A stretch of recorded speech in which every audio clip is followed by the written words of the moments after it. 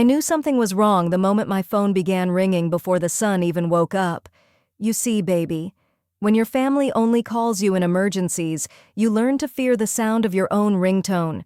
And that morning, that sharp little vibration felt like it cut straight into my chest. I lay there in my bed, the early light barely touching my curtains, thinking, Lord, what now? My bones ached, not just from age, but from years of carrying other people's burdens like they were my own. That's what mothers do, what aunties do, what women like me have always done. We hold everybody else's world together while ours quietly falls apart. When I finally reached over and grabbed the phone, my heart already bracing for the worst, I saw the name on the screen, Marcus, my son, my only child. But not a name I heard often, not unless he needed something. I cleared my throat, tried to soften my voice. Hello? Marcus, baby? You okay?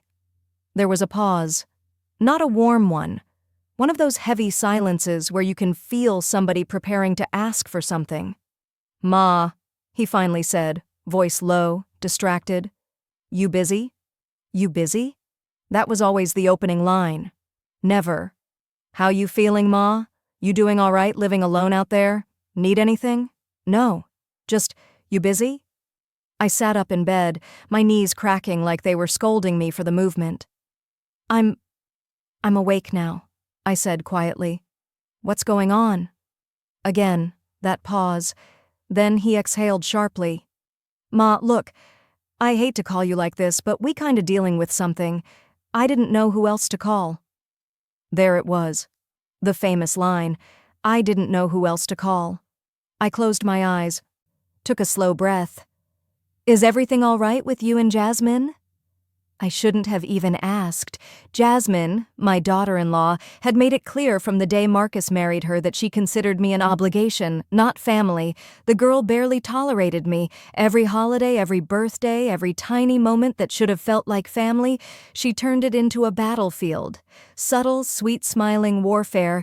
People always think conflict comes loud. No, baby. Sometimes the quiet ones cut the deepest. Marcus lowered his voice. Ma, can you come over? Please, I'll explain when you get here. That was the thing about being a mother. Even when they forget about you, even when they only remember you when they need something, your heart still leaps to help them. All right, I whispered. Give me 20 minutes. I hung up and just sat there at the edge of my bed for a moment, staring at the wall where a framed picture of Marcus at 8 years old hung crooked. Wide smile, missing tooth, little arms wrapped tight around me like he never wanted to let go. Funny how time steals sweetness. I got dressed slowly, pulled on a soft sweater, applied a touch of lipstick even though I knew nobody cared. But I cared. I always wanted to show up looking like dignity, like respect, even if nobody offered it back. On the drive over, the morning fog clung to the road, turning everything into ghost shapes. My hands gripped the steering wheel tight, my eyes stinging with the kind of tears that don't fall, they just sit there burning. What is it now, Lord? I whispered into the quiet. What storm am I walking into this time? Marcus and Jasmine lived 20 minutes away, but sometimes it felt like another planet. One where I was only welcome when things fell apart. When I pulled into their driveway, the tension in the air was thick enough to taste. Jasmine's car door was open, and she was pacing in front of the house with her arms folded tight across her chest. The girl didn't even look at me, just rolled her eyes like my presence was an inconvenience. Marcus came out behind her, running his hand over his face. He looked exhausted, agitated, embarrassed, all at the same time. Ma, thank you for coming. He said it like it hurt him to admit he needed me. What's going on? I asked, stepping closer. Jasmine finally snapped her head in my direction. Honestly, Marcus shouldn't have even called you. This is something we should handle ourselves. Oh, so now you want to handle something yourselves? I said softly, raising one brow. Interesting. Marcus winced. Ma, please, just come inside. We really need to talk. And right then, Something in my spirit shifted. Something cold, something painful, something that whispered, "Child, this moment is about to change everything you thought you knew about your family." I followed them inside, bracing myself, unaware that this morning, this phone call, this tension, was about to unravel a truth that would break my heart in ways I never saw coming. The moment I stepped into that house, I felt the tension hit me like heat from an open oven door. You don't need eyes to see trouble, baby. Sometimes your spirit feels it before you do, and mine was already trembling. Marcus closed the door behind me, rubbing the back of his neck the way he used to do as a little boy when he knew he'd messed up. Jasmine stood by the kitchen island with her arms crossed so tight I thought she might snap in half. Her eyes cut to me like I was an unwelcome inspector in her home. I forced a soft smile. "Good morning, Jasmine." She nodded once, stiff, cold. "Morning." Her tone could have frozen the walls. I set my purse down slowly. "All right now. Somebody tell me what's going on." Marcus took a deep breath, but before he could speak, Jasmine's voice whipped through the room. "Your son spent money we needed," she said, her chin lifted like she was presenting evidence to a jury. "And not a small amount either." My eyes moved to Marcus. "Is that true?" He sighed. "Mom, I made a mistake." "Mistake?" Jasmine snapped. "A mistake is forgetting to turn off the oven. A mistake is misplacing your keys. But blowing through our savings? That's not a mistake, Marcus. That's irresponsibility." Marcus lowered his voice. "I already told you I'm dealing with it." "Clearly not," she fired back. "Which is why you felt the need to call your mother." There it was again, that icy emphasis on mother, like my presence was an inconvenience, like I was a spare tool pulled out only in emergencies. I walked over to the table and slowly sat down. "Marcus, explain to me what happened." He paced for a moment, then leaned on the counter. "I was trying to help a friend out. Jerome. You remember him?" "Yes," I nodded. "Sweet boy. Always polite." "Well, he hit some bad luck. Needed help with rent. I didn't think twice. I sent him money." "How much?" I asked. He hesitated, looked at Jasmine, then muttered, 4,000. 4,000? I repeated, blinking slowly. "Marcus." My heart sank. "Baby, why didn't you talk to Jasmine first? Or at least tell her right away?" "I didn't want her to worry," he said. "You mean you didn't want me to get mad?" Jasmine shot back. He looked away, so that answered that. But then Jasmine turned to me, eyes sharp, voice pointed. "And now Marcus wants you to help us cover the gap until next month." I felt my entire body go still. "Help you?" I asked quietly. Marcus stepped closer, guilt written all over his face. "Mom, I wouldn't be asking if it wasn't serious. We're behind on rent. Car payment is due. We're stuck." "And we're not asking for a handout," Jasmine added quickly, like she wanted to control the narrative. "We'll pay you back, eventually." Her tone made it sound like I was a bank, not a mother. "Not family, just a resource." I folded my hands together, steadying my voice. "Marcus, why didn't you talk to me sooner? Why does it only feel like you call me when something's wrong?" He looked down. "Mom, that's not fair." "Is it not?" I whispered. The silence that followed was heavy enough to crush a rib. Marcus opened his mouth but shut it again. Jasmine leaned against the counter, tapping her nails, clearly impatient. And suddenly, something inside me shifted again, slow but powerful, a realization forming like a storm cloud. "Marcus," I said gently, "do you know what I did last night?" He frowned. "What?" "I sat alone in that little house of mine and ate dinner at my kitchen table. One plate, one glass, one chair pulled out, just me." His expression wavered. "And not a single call," I added softly. "Not a check-in, not a, 'Hey, Mom, you doing okay?'" Jasmine scoffed under her breath, thinking I wouldn't hear it.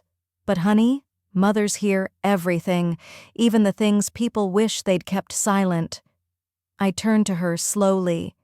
"Jasmine, Do you not want me here? She froze, startled by the directness. Marcus stepped forward. Mom? No, I said, raising my hand gently.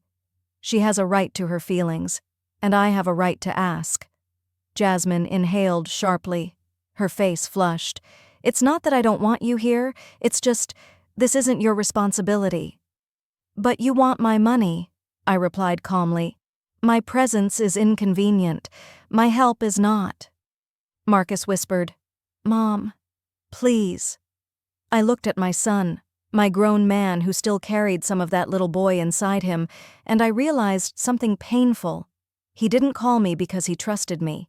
He called me because he needed me. And needing someone is not the same as valuing them. I leaned back in the chair, suddenly feeling older than my years. Well, I whispered, tell me exactly what you're asking of me. Jasmine stiffened. Marcus swallowed hard. And I braced myself, because I knew the real request hadn't been spoken yet. The moment Marcus finally opened his mouth to speak, I could tell he was choosing his words like a man stepping around broken glass. Slow, careful, afraid of getting cut. Jasmine, on the other hand, stood tall beside him with her arms folded like she had already rehearsed a speech in the mirror before I arrived. Mom, Marcus started, voice low, we need help catching up on our bills this month. How much is help? I asked calmly. His eyes darted to Jasmine. She lifted her chin. 3,000. My heart dropped. Not because I didn't have the money, Lord knows I'm careful with every penny I've saved over the years, but because they didn't even blink while asking. Not a pause, not a moment of hesitation, just straight to the number like they were discussing groceries. 3,000, I repeated, letting the words settle. Marcus nodded, shame weighing down his shoulders. Just until next month, Mom. I swear we'll pay you back. I looked at him long and hard. Baby, why didn't you come to me before it got this bad? 3,000 isn't a small hole. That's a canyon. His eyes softened. I didn't want you worrying. Jasmine crossed her arms tighter. And honestly, we wouldn't even be asking now if Marcus hadn't done something so irresponsible. His bleeding heart put us in this mess. I shifted my gaze to her. Helping a friend isn't foolish, Jasmine. Sometimes the world needs a little heart. She rolled her eyes. Well, his heart doesn't pay bills. I inhaled slowly, letting that sink in. Marcus flinched at her tone, but he said nothing. That alone told me everything I needed to know about the dynamics in that house. I folded my hands on the table. Tell me something, Marcus. Why didn't you and Jasmine discuss this before you sent money to Jerome? Y'all are married.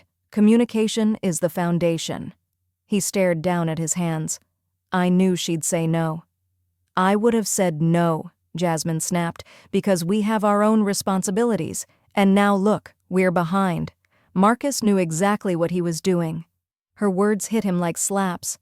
I watched his face crumble just a little. He wasn't perfect. Lord knows he made mistakes, but he didn't deserve to be humiliated in his own home. I leaned forward. Jasmine, may I ask you something? She glanced at me with that tight little smile she uses when she's pretending to be polite. Sure. If the situation was reversed, and you needed help, would Marcus give it to you? She blinked, thrown off. That's not the point. Maybe not to you, I said softly. But it matters, because marriage isn't math. You don't balance love like a ledger. She fell silent, jaw tightening. Marcus looked between us nervously, as if we were two storms about to collide. I reached for my purse, but not to take out money. I placed it gently in my lap and looked at both of them. I will help, I said slowly. I will, because you're my son, Marcus, and because when I brought you into this world, I vowed to stand beside you through every mistake and every triumph. Relief washed over Marcus's face so quickly it nearly broke me. But then I continued. However, before I hand over a single dollar, I need to ask one thing. Jasmine's eyes narrowed. What? I turned to Marcus. Son, be honest with me, truly honest. I took a deep breath. When was the last time you called me just to check on me? Not for help, not for advice, not for money, just to see if your mother, your only parent, was all right? He froze. It was as if the question sliced through him. His mouth opened, but no sound came out. Mom, he whispered after a long pause, you know I've been busy, work, life, everything. Baby, I said gently, everyone is busy, but you find time for what matters. His eyes watered, and that's when Jasmine jumped in, defensive and sharp.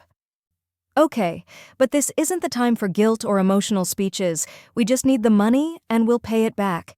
It is the time, I interrupted, my voice firm and steady. Because you don't get to ask for a piece of me without acknowledging the whole of me. The room went silent. Jasmine blinked, stunned by the firmness in my tone. She wasn't used to me pushing back. Marcus looked torn, like a child caught between two parents. I wasn't angry, not yet, just hurt. Hurt in a way that settles deep, where only truth and time can reach it. I stood up slowly, my knees protesting. Marcus, I will help. But I need one thing before I do. He swallowed. What, Mom? I want the truth, I whispered. Do you value me, or do you only remember me when your life falls apart? His breath hitched. Jasmine's eyes widened.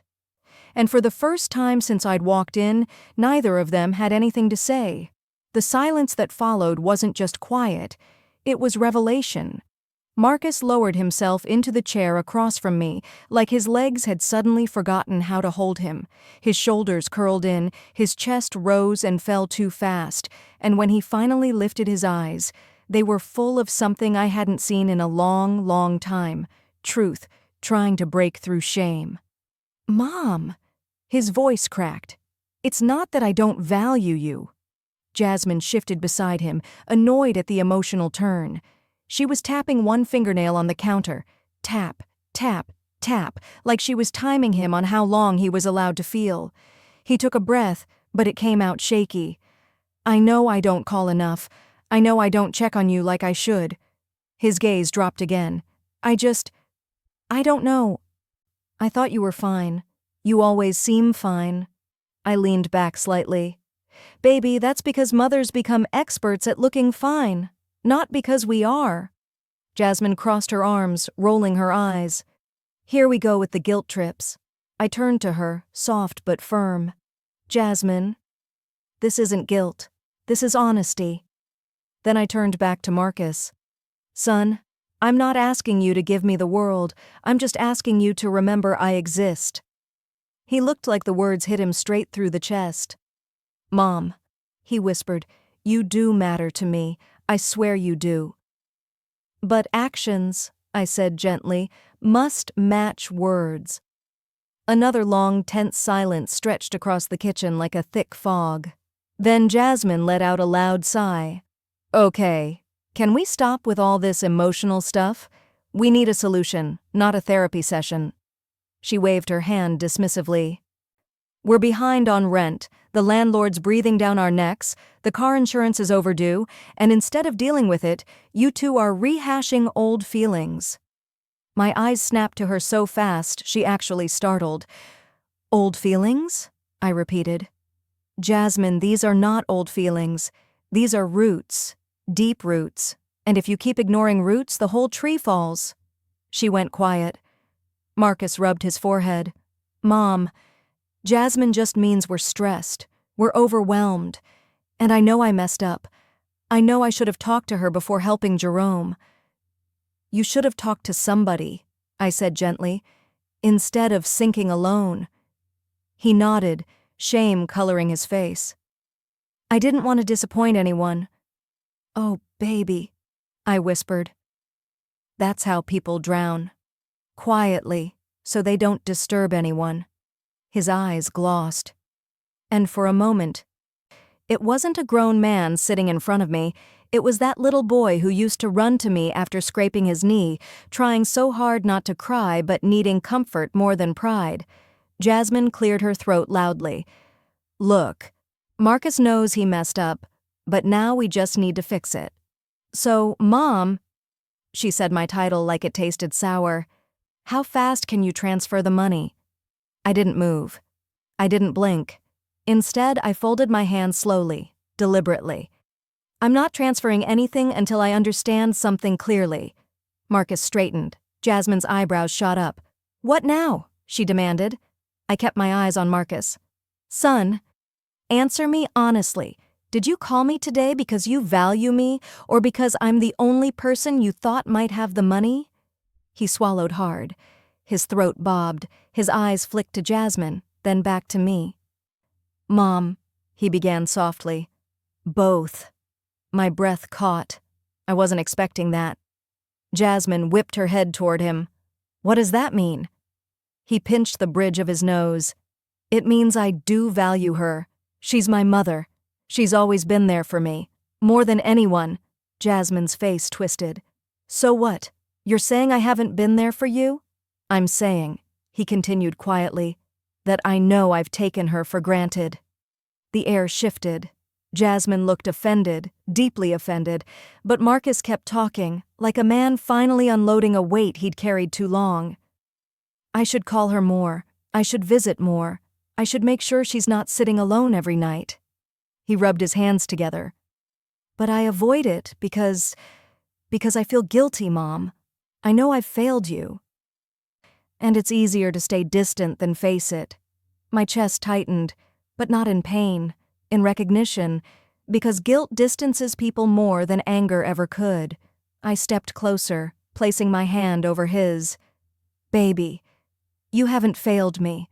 Life just sweeps us away sometimes, but we find our way back by choice, not accident. Marcus nodded, his eyes glistening. But Jasmine, she was fuming silently.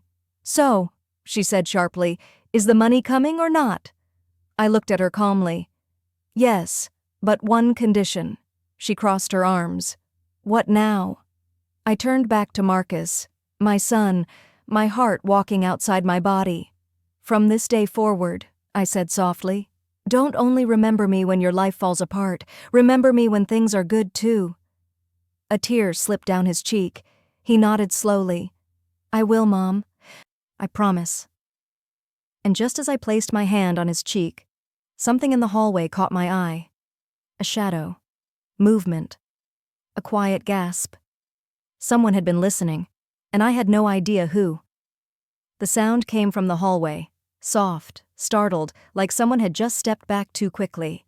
My heart paused for a beat. Marcus straightened in his chair, and Jasmine's eyes narrowed in suspicion. I slowly turned my head toward the dim hallway leading to the bedrooms. Someone else home? I asked, keeping my voice calm, though a prickle of unease crawled up my spine. Marcus hesitated. Yeah. Layla's here. Layla, my granddaughter. My sweet little sunshine I hardly ever got to see anymore. My eyes softened immediately. Layla's here? Why didn't y'all tell me?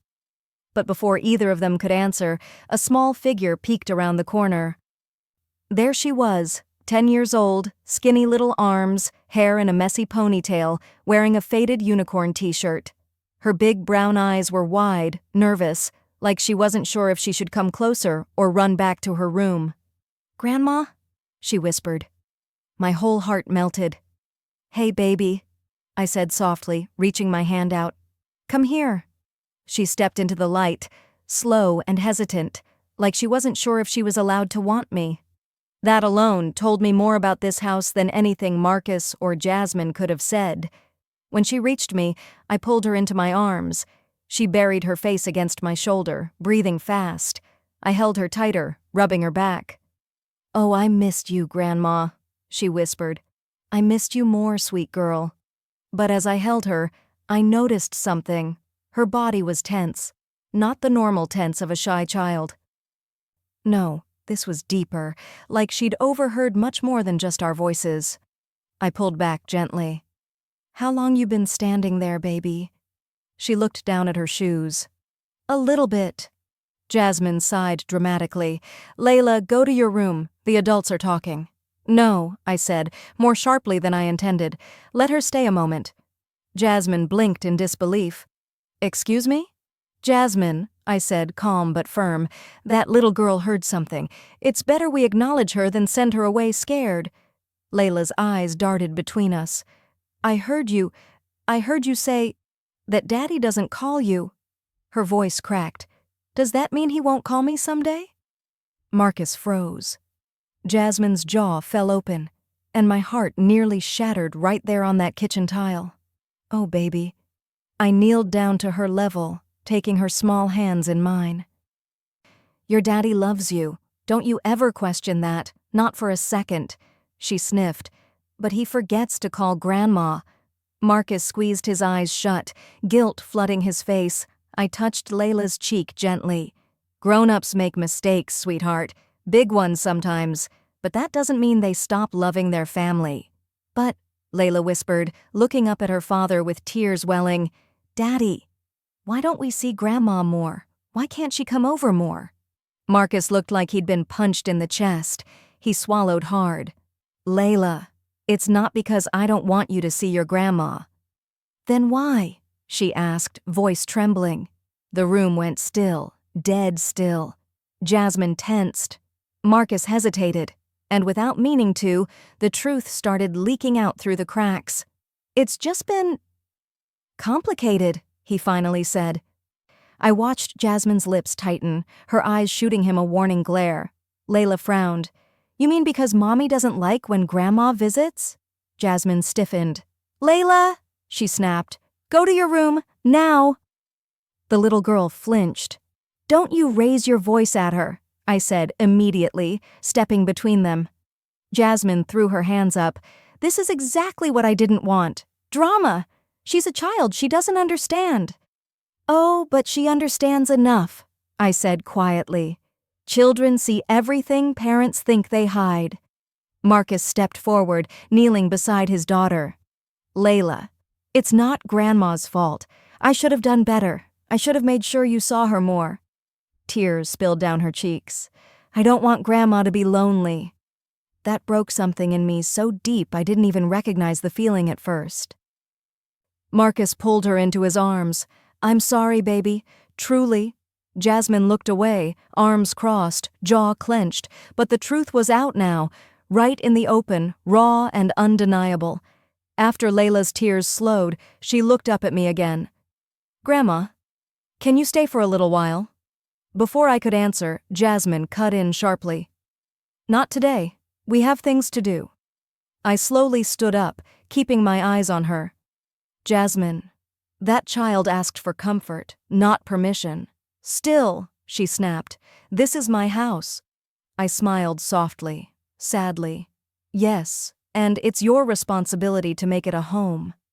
Her eyes narrowed like I'd struck her. Marcus stood up too, holding Layla's hand.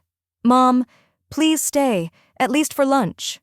Jasmine spun toward him. Absolutely not. But Marcus finally snapped. Jasmine, stop. His voice echoed through the room. I'm done choosing silence. Jasmine stared at him like she didn't recognize the man in front of her. And as the house fell silent again, I realized something. This wasn't just about money. This wasn't just about my loneliness. This wasn't even about Marcus's mistakes. This was about a family cracking open, so the truth could finally come out. Marcus's voice hung in the air like a sharp crack in a frozen lake, sudden, unexpected, and splitting everything open. I'd never heard him talk to Jasmine like that, not once in all their years together. Jasmine blinked at him, stunned, like she wasn't sure the words had actually come from his mouth. Marcus, what did you just say? She whispered, slow and dangerous. He took a deep breath. I said stop. Enough. I'm tired of pretending everything is fine when it's not. The whole kitchen went still. Even the hum of the refrigerator felt louder. Layla clung to his hand, looking up at him like he'd just grown taller. I stood very still, my arms folded gently in front of me, watching the cracks finally form in a wall that had been too high, too strong, for too long. Jasmine crossed her arms tightly across her chest. So now I'm the villain? Is that it? She snapped. I'm the one who's wrong because I want order in my house? Marcus exhaled. This isn't about order, Jasmine. It's about control. Her face flushed instantly. Control? Are you serious? Yes. His voice was steady now. You don't want Mom here. You've made that clear for a long time, and I went along with it because I didn't want to fight. But it's hurting people. Me, Mom, and now Layla. Jasmine shook her head and let out a cold, humorless laugh. Oh, please. Your mother has always had you wrapped around her finger. She shows up for 5 minutes and suddenly she's the victim of the year. Jasmine, I said quietly, be careful with your words. She turned to me sharply. Don't talk to me like I'm a child. Then stop acting like one, I replied, calm but firm. You don't get to be upset when truth walks into the room. She opened her mouth, but Marcus cut in before she could speak. Jasmine. Layla just said she's afraid I'll forget her one day the way I forget to call Mom. His voice cracked. Do you understand what that means? She's watching how we treat family, how we love, how we show up. Jasmine's jaw clenched. Children exaggerate. No, he said sharply. They absorb. And they copy. Layla pressed closer to his side, her little fingers curled around his. I crouched down to Layla's level again. Baby, nothing you said was wrong. You spoke from your heart, and sometimes the truth from a child is the purest truth we'll ever hear. She nodded, wiping at her eyes. Jasmine watched us, and for a moment, just a flicker, I saw something break through her anger. Something human. Something scared. Layla, she said softly, go to your room for a bit, sweetheart. Please. This time there was no sharp edge in her voice, just exhaustion. Layla looked up at me, silently asking if she had to go. I brushed her cheek gently. It's okay, baby. Go draw me something. I'll look at it before I leave. She nodded and slipped away, glancing back once before disappearing down the hall. When she was gone, Jasmine turned back to us, her shoulders sagging slightly. I'm not trying to keep you from her, she whispered. I feel judged. Every time you come over, I feel like you're examining me, waiting for me to mess up. I stepped closer. Jasmine, I'm not your enemy. I've never been. You look at me like you don't trust me, she muttered. Because you don't trust me, I replied gently. You think every visit means I'm here to interfere or take control, but all I want is to be part of my family, a grandmother to my granddaughter, a mother to my son, not an outsider. Her eyes glistened, but she blinked it away fast. Marcus rubbed his face. Jasmine, we can't keep living like this.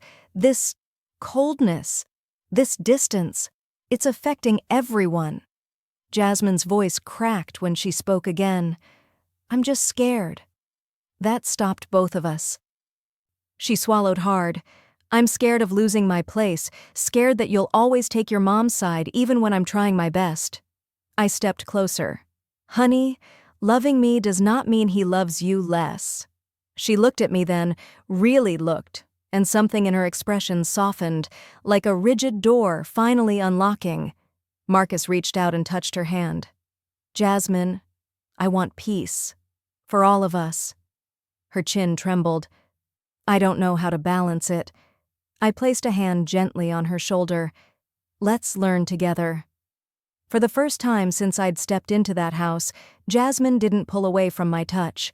But before the moment could settle, her phone buzzed loudly on the counter. She glanced at it, and her whole face drained of color. Oh my God, she whispered. Marcus frowned. What's wrong? She held up the phone with a shaking hand. It's our landlord. Marcus stiffened. What does he want? Her voice dropped to a terrified whisper. He says, if we don't pay by tonight, we're being evicted. The room went silent, and just like that, everything shifted again. I swear the silence in that house felt louder than any argument I'd ever had. And the worst part? I could feel myself becoming the kind of woman I promised I'd never turn into, the one who keeps her pain quiet so her own child won't feel burdened. But that night, I realized I was the only one trying to keep the pieces of us together. I sat on the edge of my bed, still fully dressed, hands trembling just a little. I kept replaying the moment Marcus walked right past me earlier, his eyes glued to that phone like I wasn't even there. You don't forget something like that easily, not when you carried a child inside you for 9 months, raised him through storms, and prayed over him when nobody else would. I pressed a hand to my chest, whispering to myself, "Girl, when did he drift so far away?" The answer felt too heavy to grab. A knock suddenly tapped against my bedroom door, soft, hesitant. "Mom?" Marcus's voice, except it wasn't the voice of the little boy who'd run up and hug me after school. No, this one was grown, distant, unsure. I cleared my throat. "Come in." He stepped inside, eyes tired, clothes wrinkled, like he'd been wrestling with something. For a moment, he just looked around my room, like it was unfamiliar territory. That alone stung more than I liked to admit. "Mom?" he started, rubbing the back of his neck. "I feel like things have been kinda tense lately." I raised an eyebrow. "You feel like that?" He winced. "Okay. They have been tense. And I guess I wanna talk." Now, any other mom would have jumped at that. But something inside me said, "Wait. This time, don't do all the emotional lifting." So I sat back, folded my hands, and let him speak first. Marcus sighed. I'm trying to keep everybody happy. Jasmine, my job, everything." "And how's that working out for you?" I asked quietly. He dropped onto the chair near the dresser, elbows on his knees. "It's not," he whispered. "I feel like I'm always disappointing someone." I studied him. My boy, lost in a house full of people who claimed to love him. "Marcus," I said softly, "you haven't disappointed me because you're struggling. You've disappointed me because you stopped letting me in." His head shot up, eyes wet. "That's not fair, Mom. Isn't it?" I kept my voice calm. "You don't call anymore. You don't ask how I'm doing. The only time I hear from you is when something's wrong." I swallowed hard. "Or when somebody needs something." He flinched like I'd hit him. "Mom, that's not— Baby, listen." I cut him off gently. "I'm not saying you're a bad son. I'm saying I feel forgotten, invisible, like I only exist when there's a problem." Marcus opened his mouth, but no words came. Instead, he leaned back, rubbing his hands together, breathing like he was trying not to fall apart. "I didn't know you felt that way," he finally whispered. I nodded slowly. "Most people don't know what their mama feels. Because most mamas stay quiet." We sat in that heavy stillness again, except this time it wasn't cold. It felt like something was shifting, breaking open. "Mom," his voice cracked. "I'm sorry. Truly. I've been caught up. Jasmine's been stressed, work's been crazy, and I thought you were fine on your own." Isn't that how it always happens? People see your strength and assume you don't need softness. I reached out, placing my hand over his. "Marcus, I'm strong, yes, but I'm also human, and even strong women get lonely." He squeezed my fingers, head bowed. "I don't want us like this," he murmured. "I don't want you feeling replaced or pushed aside." My throat tightened. "Then don't let it happen." For the first time in months, Marcus looked at me, not past me, not through me, but directly at me, like he finally remembered who I was. His mother, his foundation, his home. He nodded slowly. "I'll do better. I mean it."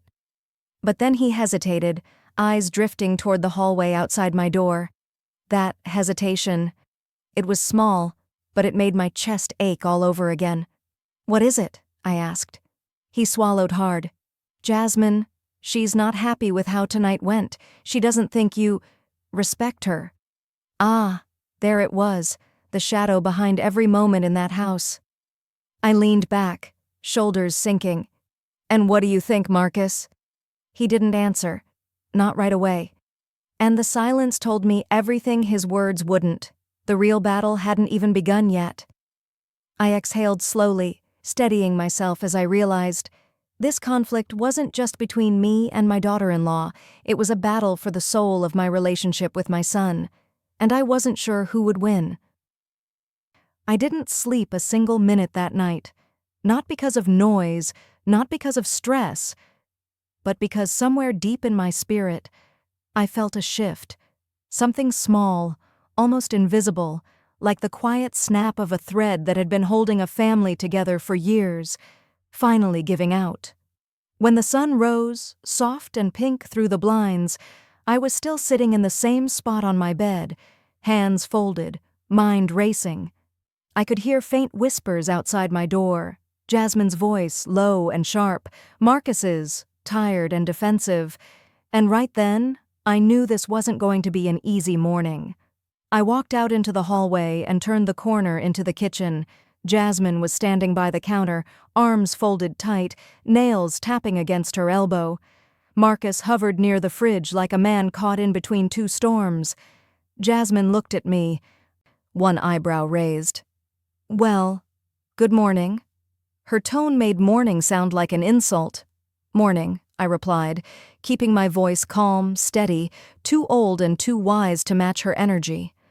Marcus stepped forward. "Mom, we were just talking about last night." "No," Jasmine corrected sharply. "We were talking about boundaries." Ah, there it was. I took a slow breath. "What boundaries are we discussing?" Jasmine crossed her legs, shifting her weight like she was preparing for a courtroom argument. "Marcus and I have a household," she began, "a system, and I need to feel respected in my own home." I nodded. "I understand. Everyone deserves respect." She blinked. My calmness seemed to throw her off. "But," she continued, "when you asked Marcus those personal questions last night, it felt like you were undermining our marriage." I stared at her. "Asking if my son is okay? Is undermining?" Jasmine lifted her chin. "It's not just what you ask. It's the way you ask. You always make it sound like he's suffering, or like I'm not taking care of him." Marcus closed his eyes for a moment, pinching the bridge of his nose. "Baby," I said gently, looking at him. "Is that how you feel?" He shook his head immediately. "No. Mom wasn't trying to undermine anything." Jasmine shot him a glare so sharp it could have cut a diamond, the kind of glare that said, "You better choose your next words carefully." He swallowed. "But," he added quietly, "it's true things get tense sometimes." Now I wasn't raised on confusion. I was raised on clarity, honesty, and God's good truth. And something about that moment felt twisted, like everybody was walking on eggshells, but nobody wanted to admit it. I placed my hands on the counter, grounding myself. "Jasmine," I said softly, "I've never wanted to disrespect your home, but I won't apologize for caring about my son." Her mouth tightened. "And I'm not asking you to, I'm asking you to let me be the one he leans on first." There. That was the real root. Not boundaries, not respect, control. Before I could speak again, Jasmine turned to Marcus. "Tell her, Marcus," she demanded. "Tell her we agreed that you would keep our personal problems between us." My eyes snapped to him. Agreed? When had that agreement been made? He looked trapped, like a man standing between two cliffs. "Marcus," I whispered, "is that true?" He rubbed his face, sighing. "We talked about it, yeah. Jasmine feels like sometimes you get too involved." I felt something inside my chest tighten, not anger. Not bitterness, just pure, old-fashioned heartbreak. "Too involved?" I repeated softly. "I'm his mother. I'm not asking for bank statements or bedroom details. I'm asking if my son is okay." Jasmine rolled her eyes. "Some things aren't your business." That did it. I straightened my back, every inch of the mother in me rising up. "My son's well-being," I said slowly, "will always be my business. His happiness will always matter to me. His struggles will always concern me. That doesn't stop because he got married." The room went silent. Even the refrigerator stopped humming for a second. Marcus looked between us, guilt all over his face. "Mom, Jasmine, I don't want this," he whispered. I don't want y'all at war." "We're not at war," I said quietly, "but we are at a crossroads." Jasmine crossed her arms again, defensive. "And what does that mean?" "It means," I replied, "we need honesty, not control, not manipulation, not silence, honesty." Another long silence filled the kitchen. Marcus finally exhaled. "We'll talk later, all of us. Right now, I just need a minute." He walked out, shoulders heavy, leaving me and Jasmine staring at each other across the counter like two women who both loved the same man in different ways and didn't know how to coexist. And in that moment, I realized something chilling. This wasn't about one argument. This wasn't about a kitchen conversation. This was the beginning of a deeper fracture, one that might break more than just hearts. It might break the whole family.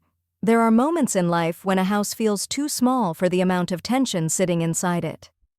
Moments when the walls feel like they're listening, taking in every sigh, every whispered resentment, every unspoken fear. That morning was one of those moments. After Marcus walked out, the whole kitchen felt colder, like someone had opened a window and let winter slip right in. Jasmine stood on one side, arms folded like a barricade. I stood on the other, steady but exhausted. And for the first time since I stepped into their home, I felt like a visitor, not family. She cleared her throat. "I think we got off on the wrong foot." "Did we? Or was this the foot she always meant to show?" Still, I nodded. "I'm open to talking." "Well," she said, taking a deep breath, "I think the real issue is that you and Marcus have this bond, a strong one, and sometimes I feel left out." Her voice trembled slightly. Not with fear, more with carefully measured vulnerability. Like she wanted me to know she wasn't the villain here, even if she'd been acting like one. "I never wanted you to feel left out," I said gently. "But a mother and son's bond doesn't disappear when he marries. It just evolves." She nodded, but her jaw tightened. "I get that, but it feels like he runs to you before he runs to me." Ah. There was that shadow again, jealousy draped in polite language. "Let me ask you something," I said softly. "If he did come to me, was it because he didn't trust you, or because he didn't want to burden you?" Her eyes flickered, a crack in her confidence. "I don't know," she whispered. "He just seems distant lately." And instead of asking him why, I replied, "You're trying to control the people he leans on." She stiffened. "I'm not trying to control anything." "Then what are you doing?" I asked. Her mouth opened, closed, opened again. Nothing came out. And that silence told me everything. Before the conversation could go any further, Marcus returned. He looked calmer, like he'd been outside taking deep breaths, collecting the pieces of himself. "Okay," he said quietly. "I think we need to set some things straight. All three of us." I sat down at the table. Jasmine slowly joined. Marcus pulled out a chair and sat between us, rubbing his palms together like he was about to negotiate a peace treaty. "Mom," he began, "I love you. You know that. But Jasmine is my wife. I need her to feel supported." "I understand that," I replied. "Supporting her shouldn't mean pushing me aside." Jasmine's eyes softened for a moment, just a moment. Marcus nodded. "I don't want you feeling like you're being replaced." My throat tightened. The word replaced felt like a bruise pressed too hard. "I don't feel replaced," I whispered. "I feel forgotten." Marcus flinched. "Mom, I never want you to feel that." "But I do," I said, "and pretending otherwise won't heal anything." Jasmine looked down at her hands. "Marcus hasn't been himself lately," she whispered. "He's stressed, distant, irritable. I don't know if it's work or family stuff or something else." Marcus inhaled sharply like he'd been caught. "Something else?" I repeated, raising an eyebrow. He stood up abruptly. "We don't need to get into all that right now." The way he said it made my stomach drop. My mother's sense kicked in instantly, the sense that tells you when your grown child is carrying something heavy, something he doesn't want to say out loud. Marcus, I said softly, what's going on? Nothing, he insisted, but the way Jasmine looked at him told a different story, a big one. It's not nothing, she whispered. You haven't slept in days. My heart clenched. Marcus, talk to us. He shook his head, running a hand over his face. I can't, not right now. I stood, walked to him, placed a hand on his arm. You can always talk to your mother, I said quietly. He looked at me with tired eyes that held secrets, fear, and something I hadn't seen in him since he was a teenager. Mom, he said, voice shaking. There are things I've been trying to handle alone. Things I didn't want you or Jasmine caught in. Jasmine stood up too. Handle alone? Marcus, you don't have to hide things from us. He turned to her. Sometimes I do. That sentence hung in the air like a storm cloud, and that's when I knew. Whatever was going on wasn't just marriage tension. It wasn't just family drama.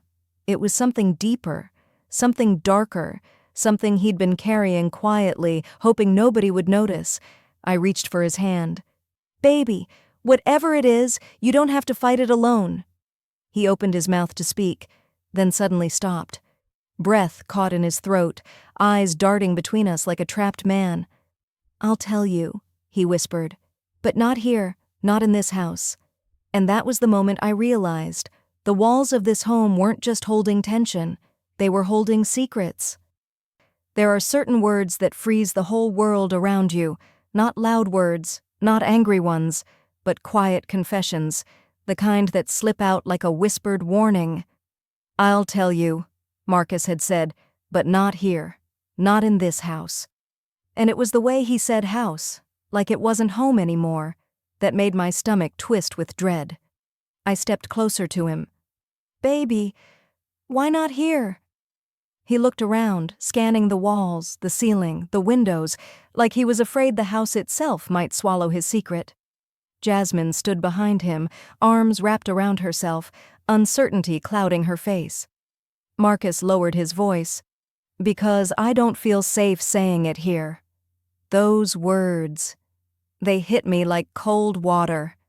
Not safe? I whispered. Jasmine's eyes widened. Marcus, what are you talking about? This is our home. He shook his head. No, Jasmine. It's where we live, but it hasn't felt like home in a long time. The air shifted. Something heavy settled between us. All right, I said gently, touching his shoulder. Let's step outside. We can go for a walk. Somewhere quiet. He nodded quickly, almost too quickly, like he'd been waiting for someone to give him permission to escape. Jasmine hesitated. Should I come? Marcus paused, and that hesitation broke something inside me. A husband should never have to think twice about including his wife in his truth. He finally sighed. Yeah, you should come. So the three of us stepped out into the cool afternoon air. The breeze carried the smell of damp leaves and distant barbecue from a neighbor's backyard. A normal neighborhood scene, but nothing about the moment felt normal. We walked to the small park down the street, a place where kids usually screamed happily and dog walkers passed by waving. But today, the playground was empty, the swings barely moving in the wind. It felt eerie, too quiet. Marcus sat on a bench, elbows on his knees, staring at the ground like it held the answers he didn't want to face. Jasmine sat beside him, tense. I took the spot on his other side, feeling his emotional weight pressing against both of us. Marcus, I said softly, whatever you're carrying, you don't have to face it alone. You hear me? He sucked in a shaky breath. I know, Mom, but I've been trying to protect y'all. Jasmine frowned. Protect us from what? His voice cracked. From the truth. I put a hand over his. Then say it. Let it out. For a long moment he didn't say a word. His jaw flexed. Like he was fighting tears, shame, fear, maybe all three. Finally he whispered, I lost my job. Jasmine's head snapped toward him. What? My heart dropped. Marcus, when? His eyes filled, and he let out a bitter laugh. 3 months ago. Jasmine shot up from the bench. 3 months. Marcus, what? Why didn't you tell me? He kept staring at the ground. Because I knew you'd panic. Of course I'd panic, she snapped. We have bills. We have responsibilities. How could you hide something like that? He took a deep breath, pained. Because I didn't want to disappoint you. Her anger faltered, just a little. I squeezed his hand.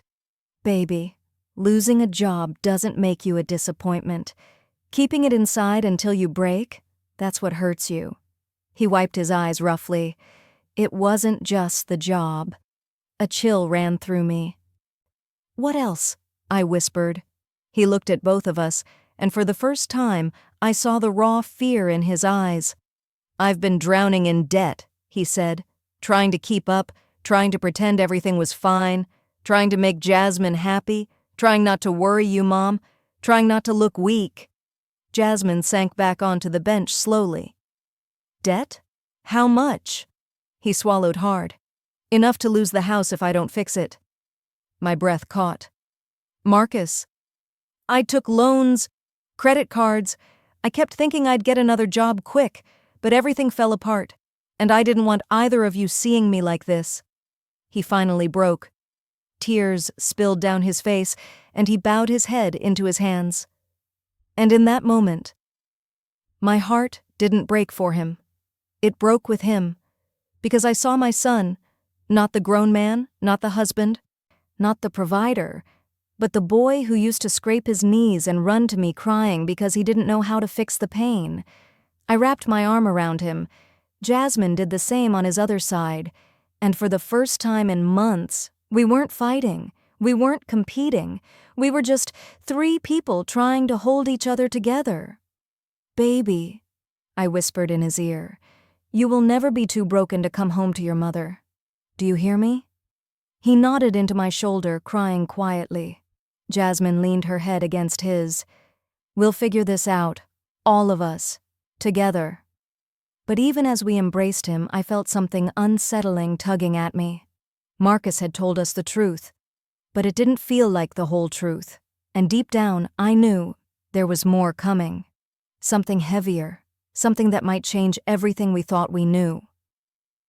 There's a different kind of silence a mother hears, not the peaceful kind, not the tired kind, but the kind that tells you your child still isn't telling you everything, even after the truth has already cracked open the room. As we sat there on that park bench, Marcus's head resting between his hands, I could feel another weight pressing beneath his words, a deeper worry, a deeper shame, a deeper secret. Mothers know that silence. We recognize it the way we recognize our own heartbeat. I placed my hand on his back. Marcus, baby, look at me. Slowly, he lifted his face, eyes swollen from crying. Jasmine wiped her own tears and tried to steady her breath, though worry still trembled in it. You said you lost your job, I began softly. You said you're drowning in debt. Is there more? He blinked rapidly, too rapidly, like he was fighting something back. Jasmine noticed it too. Marcus, what else happened? He shook his head. I shouldn't have even told y'all this much. That's exactly why you need to tell us, I said gently. Secrets grow heavier in silence. He stood up abruptly, pacing in front of the bench. His hands kept tugging at the sides of his shirt, a nervous habit he'd had since childhood, something he did whenever he felt cornered. Mom, he said, his voice cracking again, I've messed up bad. How bad? Jasmine whispered. Marcus stopped pacing, turned his back to us, and said in a shaky voice, there was something at work, something I didn't handle right. My chest tightened. What are you talking about? He dragged a hand over his face. Money, Mom. Jasmine froze. Money? Marcus, what money? He turned around slowly, eyes filled with a pain I'd never seen in him, not even as a boy. The company I worked for, he began.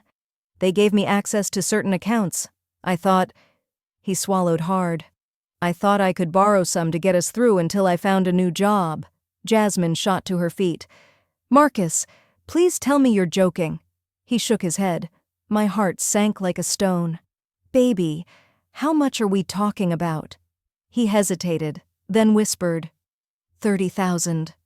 Jasmine covered her mouth. Oh my God, Marcus. He stepped back like he couldn't bear to see the look on her face. I thought I'd pay it back before anyone noticed. I thought I'd get hired somewhere else fast. I kept telling myself it was temporary. I stood up slowly, my knees feeling weak beneath me. Marcus, that's not borrowing, I know what it is. Mom, he snapped, then instantly softened. I'm sorry, I'm losing it. I breathed deeply, steadying myself. Do they know? He nodded once, a slow, defeated nod. They found out the week after they fired me. Jasmine's voice trembled. Did they call the police? No, Marcus said. Not yet. They said they'd give me time to pay it back or they'd move forward. I closed my eyes, pain slicing through me. Baby, how much time? He swallowed. A month. A month! Jasmine almost screamed. Marcus, we don't have that kind of money. Why do you think I've been panicking? He cried. Why do you think I haven't been sleeping? Why do you think I've been hiding in this house pretending everything is fine? I can't fix this. I tried everything. His legs buckled. And he dropped onto the bench like the weight of the world finally crushed him. I sat beside him, gently grabbing his shaking hands. Shh, baby. Breathe. We are here. You are not alone in this. Jasmine knelt in front of him. Why didn't you tell me? Why didn't you trust me with this? Because you already think I fail too much, he whispered, voice breaking. I didn't want to see disappointment in your eyes. She shook her head fiercely. I'm not disappointed in you. I'm scared. You should have come to me. We could have faced it together. I rubbed his back slowly. Marcus, look at me. He lifted his eyes full of shame. You made a mistake, a big mistake. But you are not defined by your worst moment. You hear me? You are still my son. You are still loved.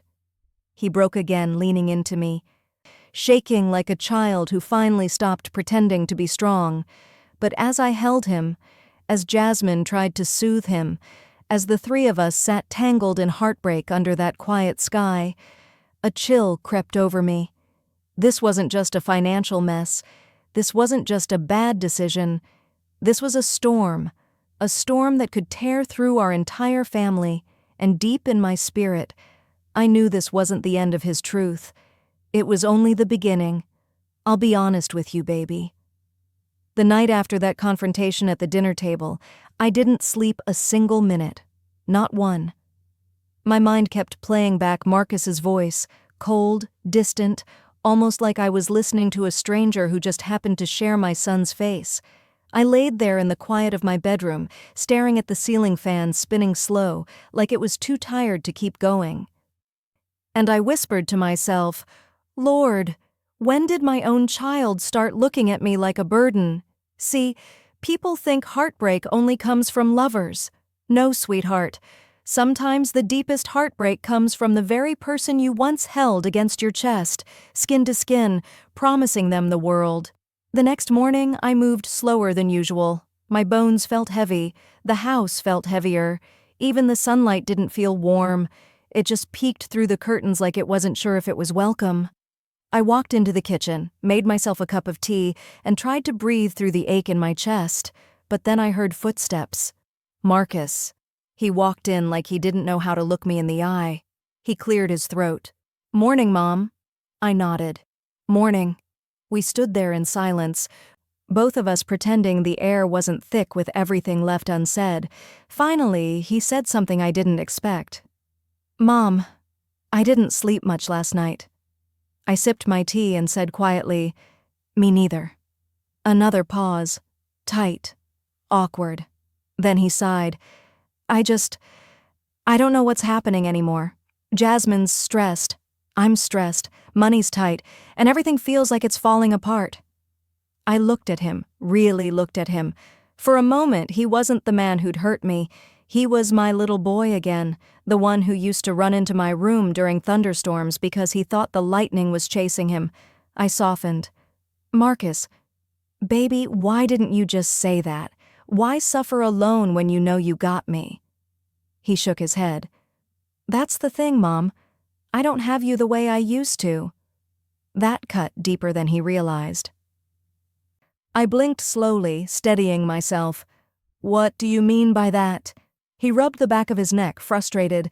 It's like, ever since I got married, everything changed. Jasmine says I rely on you too much. She says I let you influence me, and sometimes, I don't know, I start to believe her. I swallowed. That was the first time he'd ever admitted that. And do you believe her? I asked softly. He hesitated. I don't know. I nodded, trying to hold on to my dignity like a shawl slipping off my shoulders. Well, let me tell you something, I said, my voice quiet but steady. There's a big difference between influencing and loving. I don't want to control you. I don't want to run your life. I just want my son, not the version of you Jasmine is shaping, not the version of you the world expects. You. The boy I raised. The man I've always supported. He swallowed hard. His eyes softened just a little. But before I could say another word, Jasmine walked into the kitchen. Her eyes darted between us, like she was checking if she needed to put out a fire or start one. Oh, she said. You two talking? Marcus straightened up, like he'd been caught doing something wrong. I forced a polite smile. Good morning, Jasmine. She didn't smile back. Instead, she leaned against the counter and said, Marcus, can we talk? In private? He hesitated. Just a flicker, but I saw it. And that's when I knew. Whatever steps he'd taken toward me emotionally just moments ago were about to be pulled right back out of him. He followed her to the living room. Their voices started low, but within minutes, I could hear Jasmine's tone sharpening like a knife on stone. Marcus, I told you, she's trying to manipulate your emotions again. I closed my eyes. Lord, help me. I closed my eyes and held onto the counter just to stay upright, because no matter how strong you think you are, hearing someone paint your love as manipulation, that's a wound you feel in places you didn't know could hurt. Their voices went back and forth, accusing, defending, escalating, and then suddenly, silence. A long one. Followed by Jasmine storming out of the room, snatching her purse and walking straight past me without so much as a glance. The door slammed behind her. Marcus appeared in the doorway a few seconds later, looking exhausted, defeated, and somehow even more confused than when the morning started. He ran a hand down his face. Mom, I don't know what to do anymore. And baby? I looked at him with a heart that felt bruised but still beating strong, because even after everything, a mother's love doesn't just break. It bends, it aches, but it holds. Come sit down, I said. We need to talk, really talk. And the words that came next changed everything. Baby. When Marcus sat down across from me that morning, I could tell he was carrying a storm inside him. Not just a little drizzle of worry. No, this was thunder, lightning, and heavy winds all tangled up in his chest. He lowered himself into the chair like the weight of his whole life had settled on his shoulders, and for the first time in a long while, he didn't try to hide it. Mom, he whispered, I'm losing control of everything. Those words, Lord, I felt them. Because it's one thing to watch your child fall apart, but it's something else entirely when they finally admit it to you. I leaned forward, resting my hands on the table. Talk to me, baby. I'm listening. He took a deep breath, eyes red and tired. It's my marriage, my job, my finances. Everything is piling up and I'm trying so hard to keep Jasmine happy, to keep the peace, to keep us afloat, but it feels like no matter what I do, I'm wrong. I nodded slowly. I hear you. But where do you fit into all that? What makes you happy? He laughed bitterly. I don't even know anymore. There was a long pause, not uncomfortable, just heavy. Heavy like truth. Then he said something that made my heart stop for a second. Jasmine thinks you're part of the problem. I exhaled, calm but wounded. And what do you think? He hesitated. He hesitated so long that I swear I could hear the clock ticking across the room. Finally, he said, I think she feels threatened by how close we used to be. She says a man should leave his mother and cleave to his wife. She says that if I don't set boundaries with you, I'll never truly be hers. I gave a sad smile. Baby, I'm not trying to compete with that woman for your heart. I've already had your heart once, as my child. Now you're grown. You're a husband. I'm not fighting for a place. I'm fighting not to be erased. He looked down at his hands. I know, Mom. I know. But I wasn't done. Marcus, having a wife doesn't mean forgetting your mother, and loving your mother doesn't mean disrespecting your wife. There's balance. It's possible, but something's off here. Something deeper than just the usual in-law tension. He looked up at me, eyes full of guilt. She says I shouldn't ask you for help, that I shouldn't bring up my problems to you, that I shouldn't let you know when we're struggling. My heart sank. And why not? I asked quietly. His voice was barely above a whisper. She thinks you'll judge her, or try to save me from her. I shook my head slowly. Marcus, sweetheart, I don't want to save you from your marriage, but I do want to save you from losing yourself inside it. He swallowed hard, his shoulders trembling just a little, and then something unexpected slipped out of him. Mom, I think Jasmine resents you. I think she resents how you raised me. She says you made me too soft, too caring, too dependent. Ah, there it was. The truth he had been afraid to say out loud. I leaned back, digesting his words. Well, I said, trying to keep my voice steady, if being soft means you care about people, if being caring means you think before you speak, if being dependent means you know how to love deeply, then baby, you're welcome. I'd raise you the exact same way again. His face broke, just a little, like a mask cracking. He wiped his eyes quickly. I don't know what happened to us, Mom. I really don't. I'll tell you what happened, I said gently. You're stretched thin. She's stretched thin. And somewhere in the middle of all that pressure, the two of you forgot that love doesn't survive when it becomes a competition. He took that in, let it sink deep. And then, he surprised me. Mom, do you think Jasmine is using me? I blinked. That question, it came out so raw, so exposed, like he'd been afraid to even think it. I didn't answer right away. I didn't want to accuse, I didn't want to plant seeds of doubt, but I also wasn't going to lie. I think, I said slowly, that sometimes people confuse love with need, and sometimes they confuse control with care, and sometimes they confuse fear with anger. I don't know what Jasmine feels, only she knows that, but I do know this. A relationship shouldn't make you feel small, or scared, or voiceless. He closed his eyes. Mom, I'm tired. I reached across the table and touched his hand. Just one touch. One moment of mother and son, without all the noise. I know, baby, I know. He opened his eyes again, and for the first time in months, I saw the real Marcus looking back at me. Not defeated, not controlled, not confused, just human. Then he whispered something that sent chills through me. Mom, if things keep going this way, I'm scared of what's coming next. And I leaned in, heart pounding. What do you mean, baby? He stared at the floor, voice trembling. I mean, I think something is about to break. Baby, when Marcus said something was about to break, a cold silence fell between us, so heavy it felt like it slid right down my spine. Not the kind of silence that asks for comfort. No, sweetheart, this was the kind that warns you a storm is standing at your front door, hand raised, ready to knock. I spoke gently. Marcus, what exactly do you mean by that? He opened and closed his mouth twice before any words came out, and when they finally did, they came out trembling. Mom, I think Jasmine is planning something big, and I don't think it's good. My fingers tightened around the edge of the table. Baby, You need to explain. I can't help if you don't tell me. He rubbed his hands together like he was trying to warm them, though it wasn't cold in that room. Not even a little. You know how last night she stormed out? I nodded.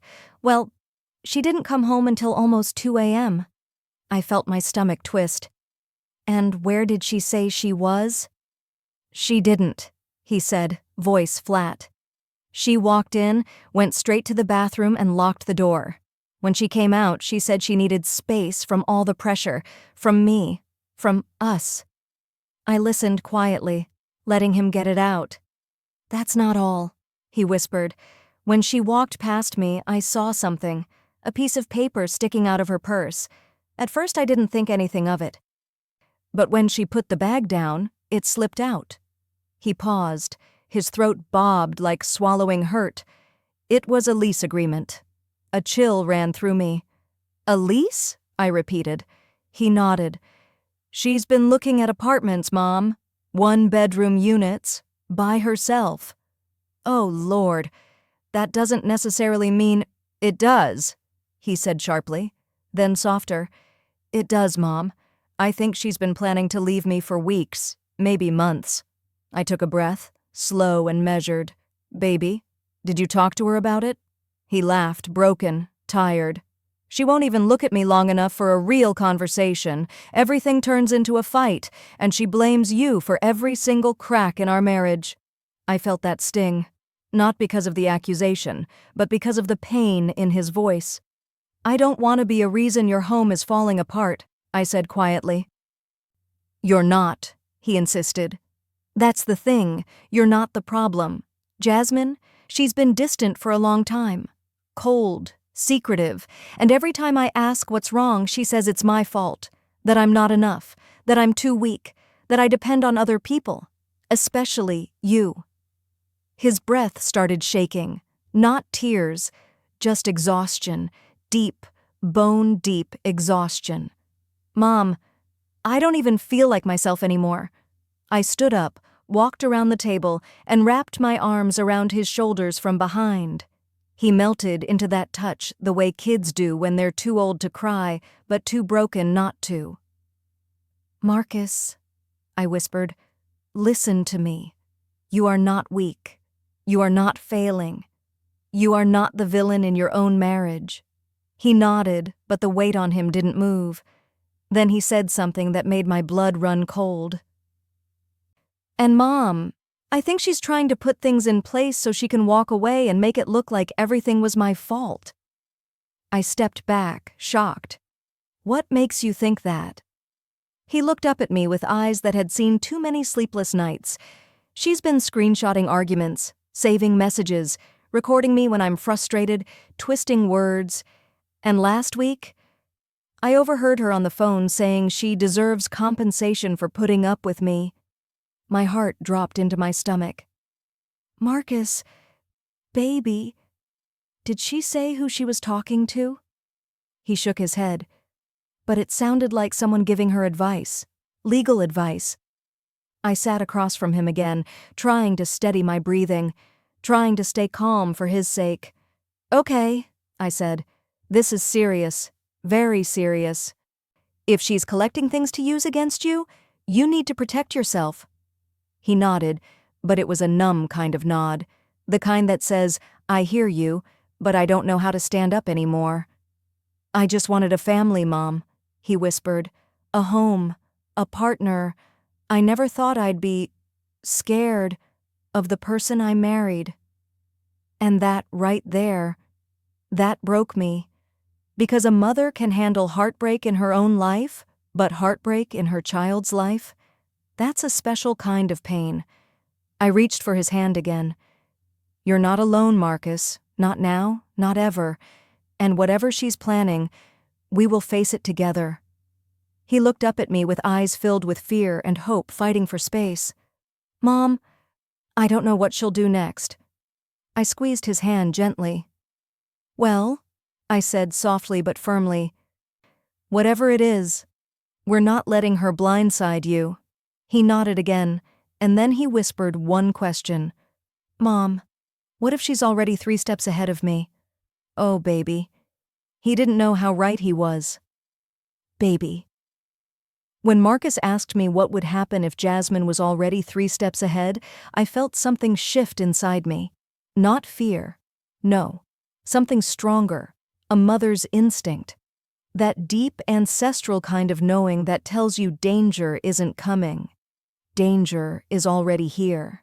I took a slow breath and said, Marcus, before we panic, we need to understand exactly what's going on. But he shook his head, voice cracking. Mom, I can feel it.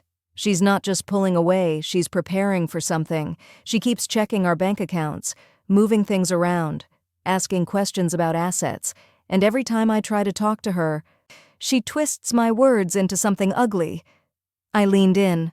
Has she said anything directly? Anything that makes her intentions clear? He hesitated, then nodded. 2 days ago, she asked me what would happen if we took a break. She asked if I'd move out or if she should, but the way she said it, it was like she was testing the waters. Testing the waters, planning her exit, planting seeds. I clasped my hands together, trying to keep my worry from showing on my face. Marcus, I want you to hear me carefully. If she's planning something, it means she's counting on you being unprepared. She thinks you'll be too confused, too emotional, too caught off guard to protect yourself. He sighed, defeated. She's right. I am unprepared. I don't know anything about legal stuff. I don't know what to do. I don't want a divorce, Mom. I don't want to fight. I never signed up for this. I reached across the table and gently touched his arm. You didn't sign up to be mistreated either, I said softly. And you didn't sign up to lose yourself in the process. A tear slipped down his cheek, and he wiped it quickly like he was ashamed to let it fall. I feel like I'm failing her, he whispered, and I feel like I'm failing you.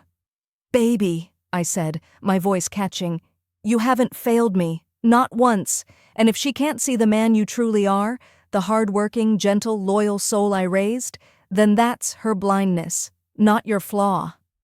He hung his head in his hands. I don't know what she wants anymore. I leaned back, heart heavy, because, truth be told, I had a suspicion I didn't want to say out loud, but the moment I stayed silent too long, he looked up at me sharply. Mom, what are you thinking? I hesitated. Marcus, I don't want to assume the worst. Mom, he said firmly, please, tell me. I took a breath. Sometimes, when people start planning behind your back, checking finances, collecting evidence, becoming cold, secretive, distant, it means they're trying to secure something for themselves before they walk away. He swallowed, hard, like he knew exactly what I meant. You think she wants money, he whispered. I didn't speak. I didn't have to. He leaned back, eyes wide with disbelief and hurt. That can't be right. Mom, she married me when I had nothing. And now you have something, I said gently. A good job, savings, a home, a future. The realization hit him like a heavy wave crashing against rock.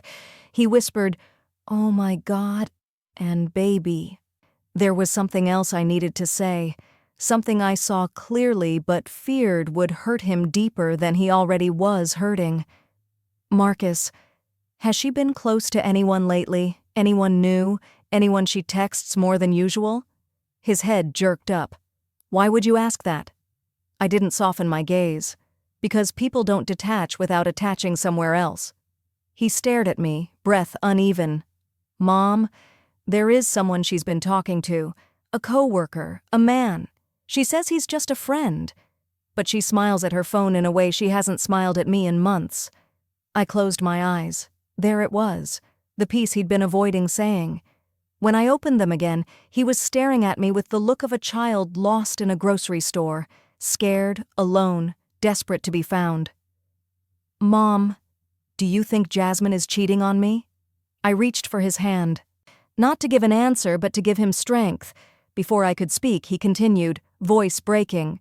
And even if she is, I'm still scared to lose her. Oh, baby. That sentence shattered something inside me. Because that's the thing about love. It makes fools of the best of us. makes us hold on to people even when they've already let go of us. I squeezed his hand and said softly, "It's not foolish to love. It's foolish to let someone convince you that your love is worthless." He blinked back tears. "What do I do, Mom?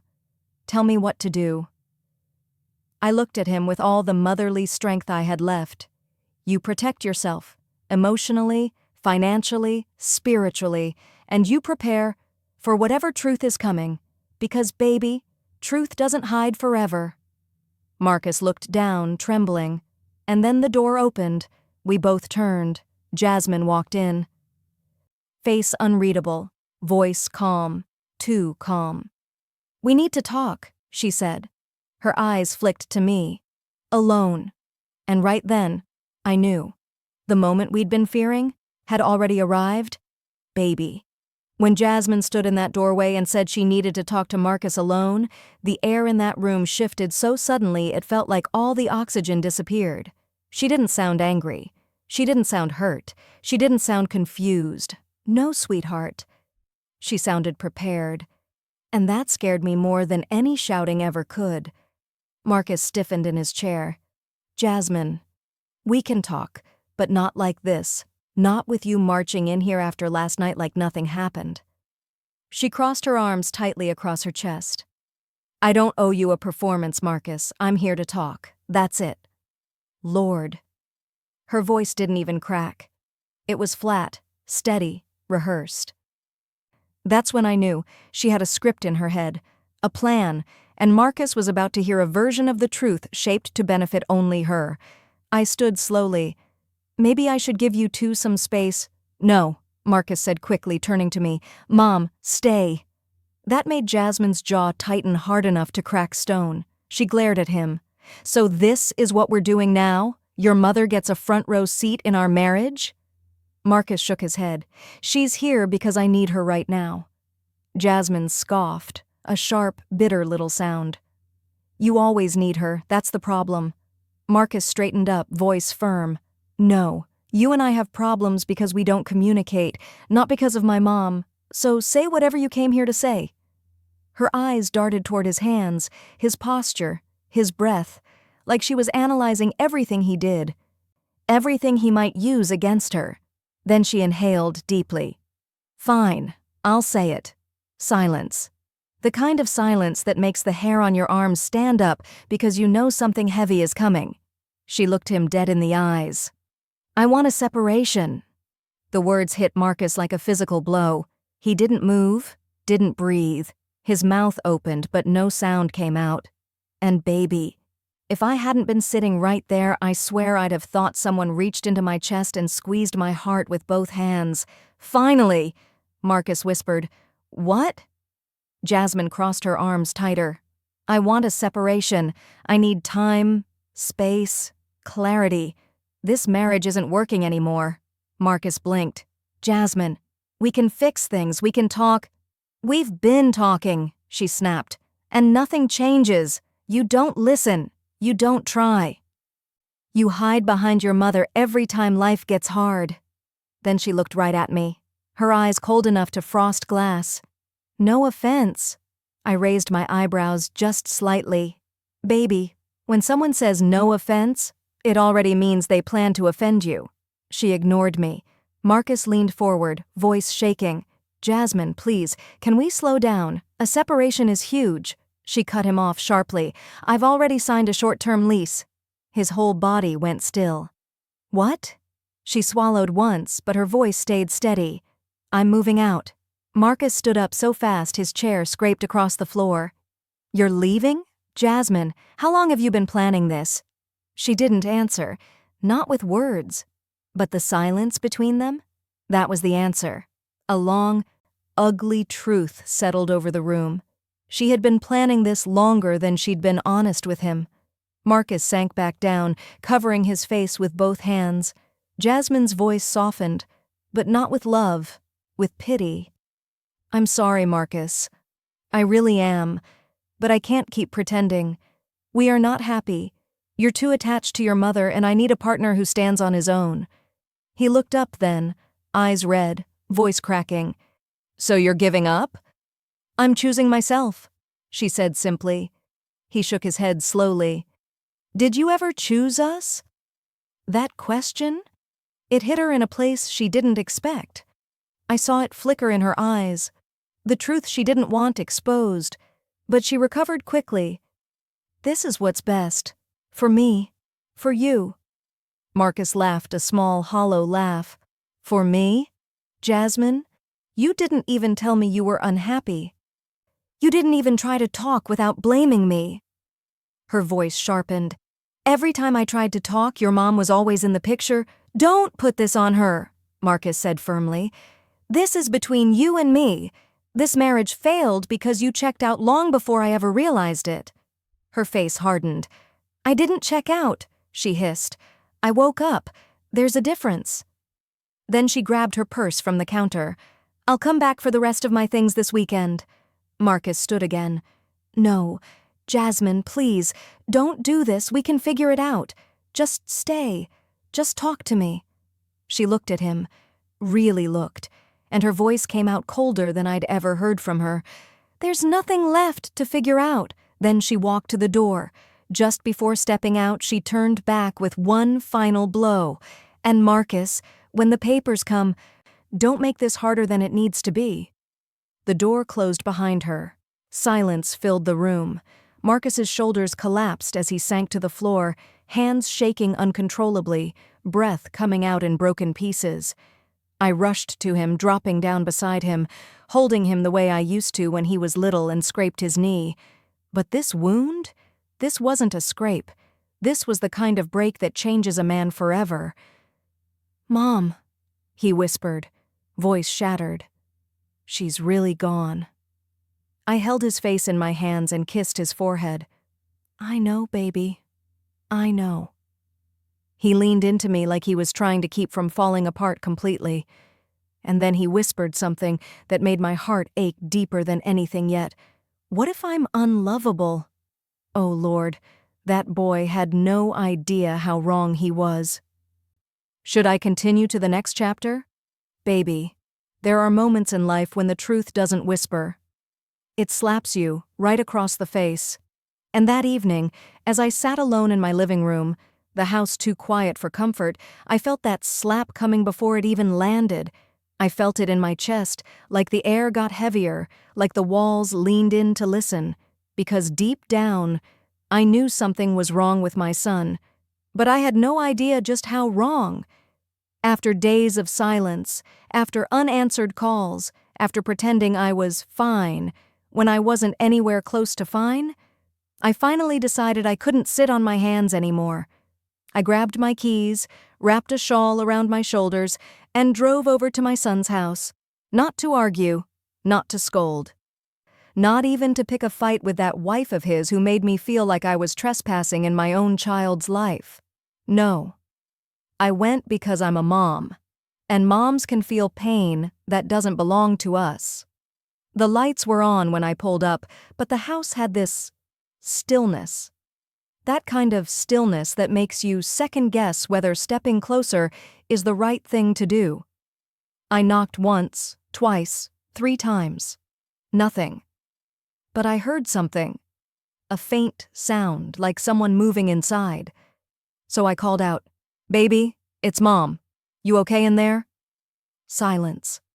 My heart beat so loud I could hear it in my ears. I reached for the doorknob, not expecting it to turn. But Lord help me, it did. It clicked open with the saddest little sound, and when that door swung in, I stepped inside a place that didn't feel like my son's home anymore. The smell hit me first. Stale air, dishes, something sour. The living room was dark except for the flickering light of a TV playing a channel nobody was watching. I swallowed hard. "Baby?" I called again, softer this time. "Please answer me." Still nothing. I moved through the hallway, heart pounding, palms sweating. The pictures on the walls, the ones we took on his graduation day, his wedding day, the one he framed of me holding his first paycheck, all of them suddenly felt like they were staring at me, begging me to understand something I didn't know yet. That's when I heard it. A sniff, quick, choked, coming from behind his bedroom door. I pushed it open. and my whole soul dropped. There he was, my son, sitting on the floor, back against the bed, eyes red and swollen. Phone in his hands like it was a lifeline pulling him under instead of lifting him up. "Baby," I whispered, voice cracking, "what happened to you?" He didn't look up right away. He just kept breathing, uneven and broken, like every inhale hurt him. Then he said the words that tore something inside me. "Mom, I don't think she loves me anymore."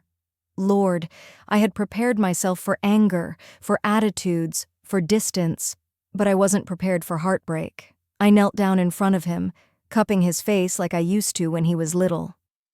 "What happened?"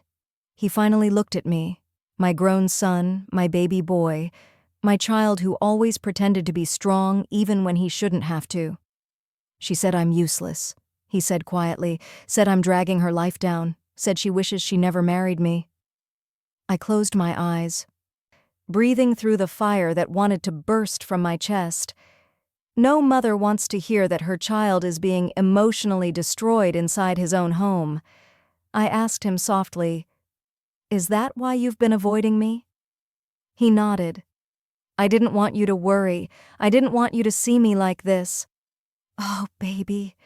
I wanted to tell him I've always seen him, even when he thought he was invisible. But before I could, he broke down again, shoulders shaking, tears falling into trembling hands. And right then, I made a decision I didn't think I'd ever have to make. I pulled him into my arms, because sometimes strength isn't saying the right thing. It's simply being a place where someone can collapse. As I held him, I whispered, "You don't ever have to hide from me. Not your pain, not your fears, not your truth." But deep inside, I knew this wasn't just about heartbreak. This was about something deeper, darker, something I hadn't seen yet, but was coming straight toward us. And when it arrived, it would change everything. Baby. When a grown man cries in his mother's arms, something ancient wakes up in you. It's not the kind of hurt you can swallow with a deep breath. It's the kind that climbs up your spine, sits heavy on your chest, and whispers, "Something is terribly wrong." And sitting there on the floor of my son's dim bedroom, holding the same child I once rocked through fevers and nightmares, I felt that whisper burning through me. He pulled away slowly, wiping his face with the back of his hand. "Mom," he said, voice shaking, There's more I need to tell you." I nodded, steady but terrified. "Baby, whatever it is, just say it, I'm here." He took a deep breath, so shaky it sounded like it had knives in it. His eyes darted toward the door, like he was scared it might open any second. "Mom, she's not the same anymore." I stayed quiet. Sometimes silence is the softest permission.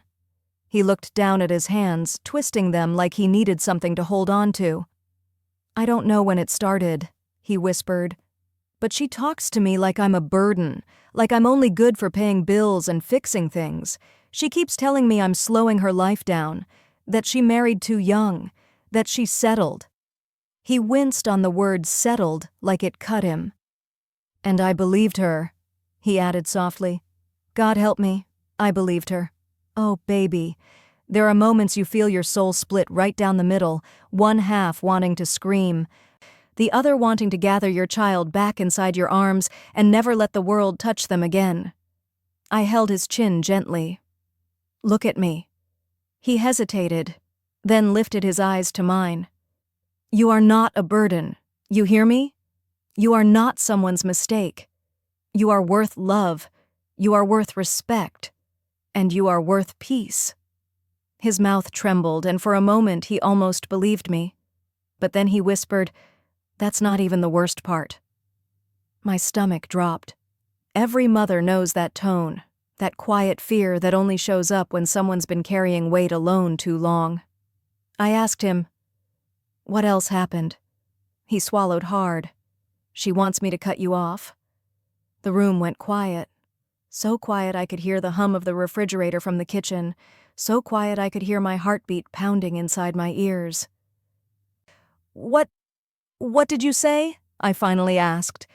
She said you're manipulating me, that you're trying to control me, that you only show up when you want something. I blinked slowly, shocked at the lie, hurt by the injustice, angry at the cruelty. But I stayed calm. A mother's calm is different. It burns slow instead of loud. And you believed that too? I asked softly. He looked away. That silence was my answer. Lord, that silence was a wound. I wasn't thinking straight, he said quickly. I was confused. I thought maybe she saw something I didn't. I closed my eyes for a moment. You can forgive a lot of things in life. Mistakes, missteps, misunderstandings. But hearing your own child believed you were capable of using him? That hits in a place beyond bone. I opened my eyes again. Baby, do you think I've ever used you for anything in this world except love? His face crumpled. No, Mom, I know that now. I swear I know it. But he wasn't done, not even close. There's something else, he said, voice barely above a whisper. Something I've been hiding because I didn't want you to see how low I've gotten. My breath caught. He stood up shakily, walked to his closet, and pulled out a small box from the top shelf. When he sat back down, he set it between us like it was radioactive. Before I open this, he murmured, I need you to know I'm not proud. I'm not even the same man right now. I'm trying to get back on my feet, but I haven't known how to tell you. I reached for his hand. Baby, whatever's in that box, I'm not leaving. I'm not judging. I'm not running. He nodded, then lifted the lid. Inside were overdue bills, stacks of them, medical bills, late notices, credit cards maxed to the limit, a shut-off notice. My heart squeezed painfully. Baby, I whispered, why didn't you tell me you were drowning? He put his face in his hands. Because she said you'd throw it in my face. She said you'd call me irresponsible. She said you'd use it to control me. I stared at him, at this broken version of my child, at this heavy truth he'd been smothering under the weight of someone else's poison, and one thought came to me, clear as day. My son was not only heartbroken, he was being emotionally dismantled, piece by piece, right under my nose. I took his hands and whispered, we're going to fix this, together. Not tomorrow, not next week, tonight. I'm not leaving you alone another second. His shoulders dropped like someone finally let him breathe, but deep inside, I knew something else. Something he still wasn't saying, something bigger, something worse. And the moment he told me that part, the foundation of both our lives would crack wide open.